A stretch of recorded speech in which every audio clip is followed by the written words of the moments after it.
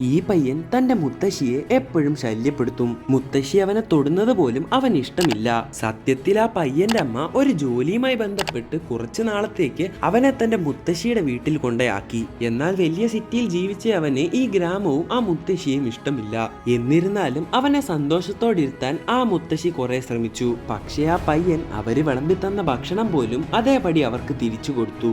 എന്നിട്ട് അവൻ കൊണ്ടുവന്ന ഒരു പാക്കറ്റ് ഫുഡ് തനിയെ ഇരുന്ന് കഴിച്ചു. അങ്ങനെ ഒരു ദിവസം അവന് ഫ്രൈഡ് ചിക്കൻ വേണമെന്ന് പറഞ്ഞു. അത് കിട്ടുന്നവരെ അവൻ മറ്റൊന്നും കഴിക്കില്ലെന്നും തീരുമാനിച്ചു. വേറെ വഴിയില്ലാതെ ആ മുത്തശ്ശി ഒരു കോഴിയെ പിടിച്ചുകൊണ്ട് വലിയ മഴയത്തൂടെ വീട്ടിലേക്ക് ചെന്നു. അങ്ങനെ അത് കറി വെച്ച് കൊടുത്തപ്പോൾ അത് ഫ്രൈഡ് ചിക്കൻ അല്ല എന്ന് പറഞ്ഞ് അവൻ ഒന്നും കഴിക്കാതെ കിടന്നു. പിറ്റേന്ന് ആ മുത്തശ്ശി തന്റെ കയ്യിലുണ്ടായിരുന്ന പൈസയെല്ലാം കൊടുത്ത് അവനെ ഒരു ഹോട്ടലിൽ കൊണ്ടുപോയി കഴിപ്പിച്ചു. അതിനുശേഷമാണ് ആ മുത്തശ്ശി എങ്ങനെയാണ് അധ്വാനിക്കുന്നതെന്ന് അവൻ കണ്ടത്. അതോടെ താൻ ചെയ്തതെല്ലാം തെറ്റാണെന്ന് അവൻ തിരിച്ചറിഞ്ഞു. അന്ന് തൊട്ട് അവൻ തന്റെ മുത്തശ്ശിയെ നല്ല രീതിയിൽ നോക്കാൻ തുടങ്ങി.